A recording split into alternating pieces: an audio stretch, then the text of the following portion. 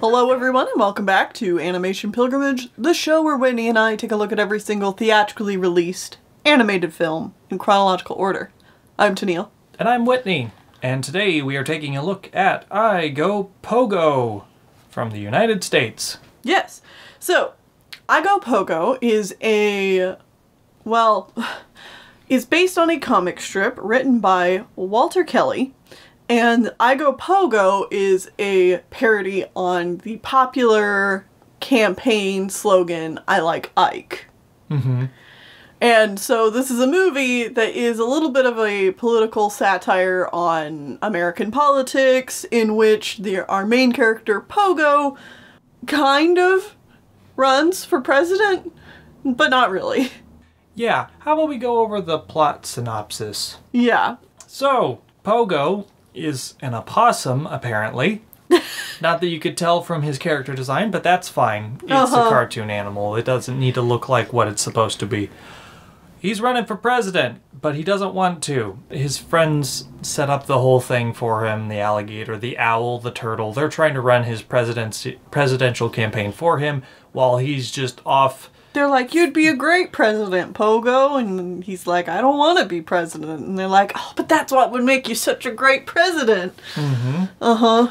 While they're trying to make him run for president, there's also a mole and... a vulture? I don't know what the other animal is. I honestly don't know. He's just a guy with a big nose. I don't know what kind of animal he is. He might be a vulture, but he doesn't look very bird-like, so I don't know. Either way, they're trying to also run for president, but they're campaigning for a small mosquito child who can only say... that's fine. That's fine.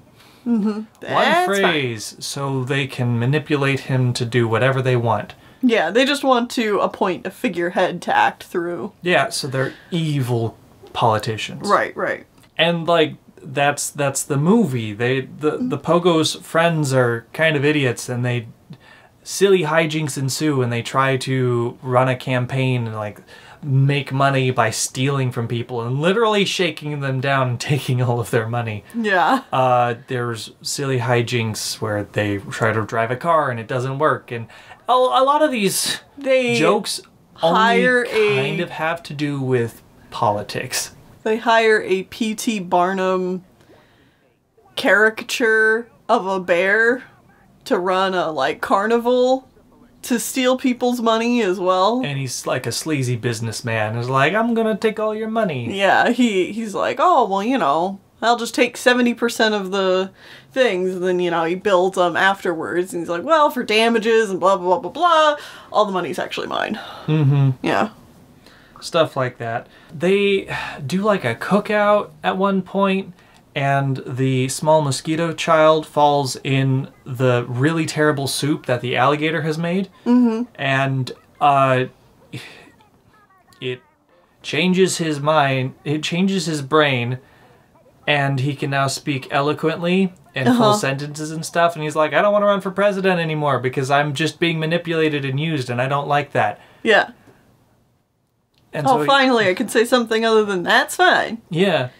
And so he stops running for president. The mole is very upset about this, so he hires a cat with a gun to kill Pogo and all of his friends. Yeah. And so there's a brief car chase, and then the car gets wrecked, and then the movie's just kind of over. Pogo doesn't become president. Yeah, Pogo stops running for president, and then the regular election happens, but that part doesn't matter. I think one of my favorite jokes in this, because... okay, first thing we have to address is that this is a very, tired premise for a plot. I've seen this... silly idiot characters run for president in a silly way, and they make obvious jokes that politicians and politics are very corrupt. Yeah.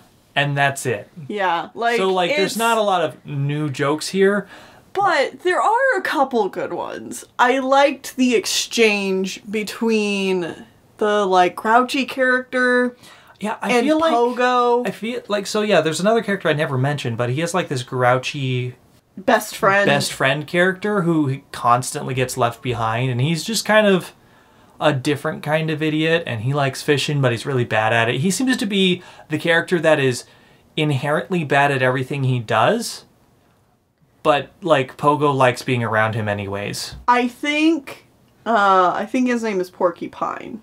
That makes sense. He looked like a porcupine. Yeah. Porcupine. Porcupine. Porcupine the porcupine. Yeah. Because he looked like he had needles sticking out of him, but otherwise he's just like this gray lump. Yeah, he's the grumpy friend. He's the friend that keeps getting left behind whenever the other friends like come and pick up Pogo to go on some adventure or whatever. I liked the jokes centered around him the most. Because they had nothing to do with politics. Yeah, because the politic jokes were, one, I'm impressed, they were all pretty tame. Mm-hmm. And two, they were all really boring. Yes. Like, they were so tame, they were boring. Yeah, it's the kind of thing where they were obviously not trying to make... Because this came out in a political year, mm-hmm. It's pretty clear that they tried not to make it obviously siding with one side or the other. Yeah, so it's just a... He's not like a Democrat or a Republican. He's just running for generic office. He's a generic nice guy, yeah. Mm-hmm. And the bad guy is the same. But anyway... There's an exchange between Pogo and Porcupine where Pogo's saying, well, I don't want to run for president. And Porcupine says, well, there's a lot of people who do want you to run for president.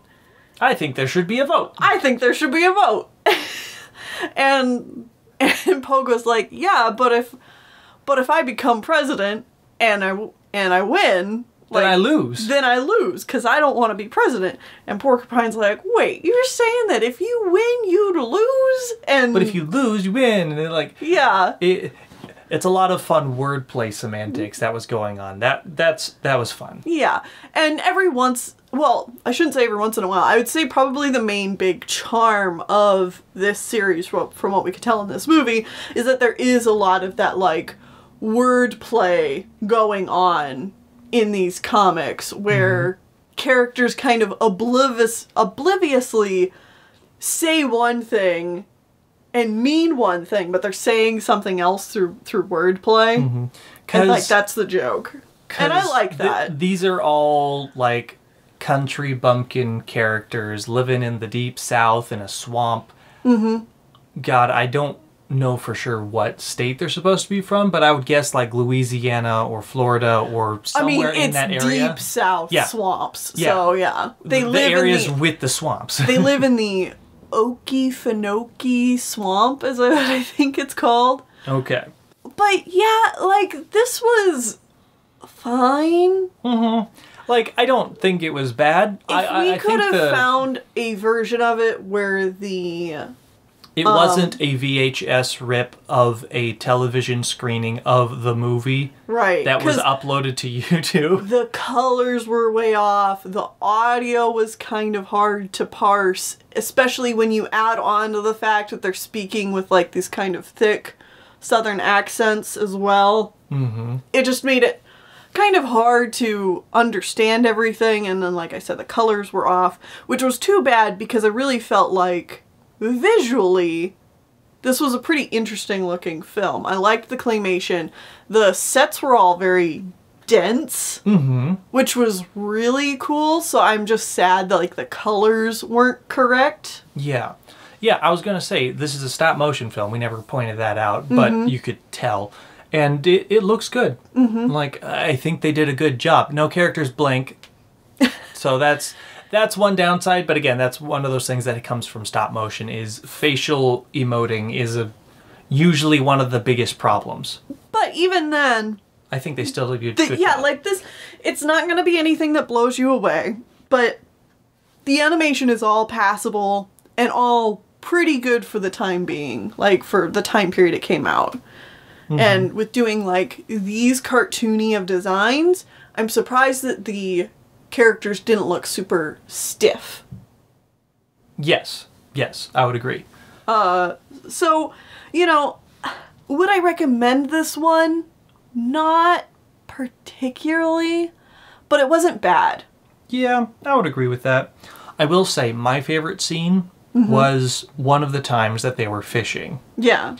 Pogo and Porky were fishing, and Porky has acquired a new fishing rod with a big, like, intense looking reel system on it. Uh-huh. And he's the kind of character that he's way out of his league with this thing. He doesn't know how it works, and he just wants to fish, but he's also wanting to show it off. He's showing off, and like, so he's trying to point out what it means, but he obviously doesn't know what any of this stuff does, and he is really embarrassed by the fact that he doesn't know what it is, so he's acting like he knows what it does and coming up with every excuse why it's not working and it's bad and stuff when it stops working. Yeah. Like, that whole scene, charming. Like, that's what kind of character he is, and they play it up very well. The characters all come across very clearly, like, what their shtick is. And that part of the film doesn't feel tired. It's Correct. just the premise and general storyline that's like, all right, I've seen this a million times. But that being said, I kind of want to go into a little bit of the history of this comic. Because there was no history on the movie, unfortunately. There's like, the movie was made. Wow. Congratulations. I gotta say, before you get into the history of it, this is a comic strip that I think I might have seen a picture of once in my entire life. I did not recognize this by name, but when I saw the actual illustration of Pogo in a comic strip, I was like, oh, I've seen that before. And like, that's it. And that's it. Yeah. I'm wondering if part of that is due to the fact that we grew up in northern Indiana, which is not the deep south. I don't know. And maybe it's just not as popular up in the north. But more importantly, is it stopped running before the 80s. In newspapers. And we were born in the 90s. So I think that has a bigger reason for why we've never heard of this. Right. In the 80s, I feel like 80s nostalgic properties have been so well remembered. Like, everybody is super nostalgic for anything 80s forward, but I don't see that same kind of nostalgia and attention to detail and just like reverence for anything 50s, pre-80s. 60s, 70s. Just anything pre-80s. And like a lot of that could have to do with like the nostalgia cycle, and maybe we just missed the 70s nostalgic cycle growing up, but like I don't think so. Like, yeah, I just don't see it. But yeah, so this comic ran from October 4th, 1948 to July 20th, 1975. Yeah, so it ran for a long time. Yeah, quite a while. It was a newspaper comic strip, often dealing with political satire. Was created by Walter Kelly, who I just kind of want to talk about his life for a little bit here. He actually worked at Disney before working on this comic. Oh, really? Yeah, so he worked on some Mickey Mouse shorts like The Little Whirlwind, a few others. He was also an animator under Fred Moore, who we've talked about on Animation Pilgrimage here in the past. So this is like the old Disney days. Yeah. And he also worked as an animator on Reluctant Dragon. And then the union strikes happened. Yes. Walt Kelly left the studio during the union strikes. Now, what's surprising is when you hear that, you might be going, oh, was he someone who was on the picket line, ended up losing his job, and then wasn't able to come back to the company? No, actually. Let me guess. He thought that they were being fairly treated already, and how dare they give in to the picketers and I'm leaving? No. Oh, okay. He didn't want to take a side. He just felt uncomfortable during the whole thing. Apparently was a very, very close friend of Ward Kimball. Okay. He just kind of took the opportunity of everything going kaplooey at Disney to just say, you know, I'm gonna do my own thing. I don't think... He was a little... Apparently, he was a little intimidated by the intensity of the animation industry anyway. Like, the kind of perfectionism that was needed at Disney. So he just kind of decided, like, animation wasn't for him. And then during that time period, he was hired as a comic artist to adapt Pinocchio and the Three Caballeros as comic adaptations, which then led to his career as working as a comic artist on Pogo. Okay, well that's neat. Yeah, and then, so in 1960, Kelly wrote a letter to Walt Disney regarding his time at the studio.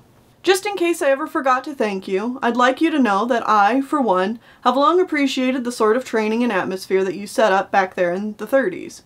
There were drawbacks, as there were to everything, but it was an astounding experiment and experience as I look back on it. Certainly, it was the only education I ever received, and I hope I'm living up to a few of your hopes for other people. That's neat. Yeah. I thought that was really neat that that's something that's been, like, documented. So often you hear about, like, just these, like, explosive personalities and stuff like that. It's nice to see something a little bit more, like, I don't know, okay. sweet and honest. Mm-hmm. Another thing I wanted to say that I thought was notable about this film is when I heard it was going to be, like, a political satire movie, I was like, oh no, what outdated, awful jokes are going to be in this? Mm-hmm. But there really weren't. Like, as far as we could tell? Yeah, like, there was maybe a couple, like, I don't know if you'd want to do that nowadays, but, like, really pretty shockingly clean. Like, pretty shockingly not outdated. Yeah. But that's probably because Walt Kelly was, from what I can tell, a pretty progressive side of politics. He even had a character in the comic who he got quite a bit of backlash for, who was called Simple J. Malarkey, who was a parody on Senator J. McCarthy and would speak out very much against McCarthyism, which, if anyone isn't familiar with that, that was like a whole movement in America during the Cold War where it was very, very anti-communist and people were like being sent to court for communism and blah, blah, blah, blah, blah, blah. So the fact that Walt Kelly... He was very anti-Red Scare. Yeah, he was very anti-Red Scare to the point where the newspapers who were publishing his comics were like, you're not allowed to have this character show his face anymore in your comic. Walt Kelly then kept having the character come back, but with like a bag over his head, or like have the characters reference him in some other way. And Walt Kelly was also notorious for turning in his comic strips late because he wanted to be as topical as possible. Mm-hmm. And usually newspapers wanted like a 6 to 8 week period to like put the comics in, and usually he would turn them in closer to like 3 to 4 weeks because he just wanted to keep his comic very topical. I get that, but that's also very frustrating. Yeah, that's very frustrating, I'm sure, for the newspapers. I've worked at a newspaper and... people not turning in stuff on time is very aggravating. Oh, incredibly aggravating. Uh-huh. Especially with quick turnarounds. That being said, 6 to 8 weeks, that is plenty of time. Well, things like technology's a lot faster. I mean, that's true. Yeah. That is true. I'm sure, because especially with the job that you had organizing the layout, and that's all done on a computer, which still took you forever, but I imagine doing layout before computers was a nightmare. Yeah. Yeah, but if you know, it's a comic strip. Right, and you know comic strips are always going to be the same amount of size. Mm-hmm. Even if you have to, like... I know comics often have, like, 1 or 2 different arrangements that they can have. Mm-hmm. Or maybe slightly more. But, like, if it's a comic strip, you know the comic strip will always be the same format every single time. You just have the spot for it. So for him to turn it in late is honestly not a big deal. Because you know how much space to save for it. Mm-hmm. So... I'm not even that mad at him. Another thing is that if you're into comics, apparently Pogo is actually a pretty influential work as well. Bill Watterson of Calvin and Hobbes fame lists Pogo as one of his main influences, along with like the Peanuts and several other, like, it's gotten several awards over the years and like legacy awards and stuff like that. Unfortunately, Walt Kelly died in 1973 due to diabetes complications. So the legacy of Pogo after that is kind of where things get a little wishy-washy for me in terms of how I could research it, because like it was sort of continued by his widow. There doesn't seem to be any talk about like whether that was a good thing or a bad thing. It was just kind of like a thing. And then this movie happened in 1980 and it just happened. There was also a short about Pogo done by Chuck Jones while Walt Kelly was alive, but he didn't end up caring for the way the animation looked and just how that all kind of worked out. It seems that Walt Kelly wasn't a super big fan of his work being adapted to animation in that instance, but he also had kind of wanted to try working in animation again to see if it could work. Okay. But he never got that chance to do it, or the chance to do it himself. Yeah. Okay. So yeah, I don't know. Not a very good movie, but kind of interesting characters. I really kind of, you know, from the brief research I did do on Walt Kelly, I like him. I think he's kind of cool. Mm-hmm. So, neat. Yeah. So probably don't watch the movie. Maybe check out the comics though. If this sounds interesting to you. Yeah, like I think that this is a guy, you know, worth remembering, and I think that going back and looking back at these old comics, you know, obviously a lot of people have been inspired by it, so if you hadn't heard about it, like the way Whit and I haven't, it's good to go back and check it out. Yeah. Alright, well that's going to be it for this episode of Animation Pilgrimage, so join us back here next time for the final movie from 1980. Yeah. Wow, we are at the Already. end. Already it feels like. Whew. I mean, I think this has been a shorter year than last year. I don't remember. Either way, join us back here next time as we go to Czechoslovakia for The Tale of John and Mary, or Marie, depending on which translation you're looking at. Alrighty.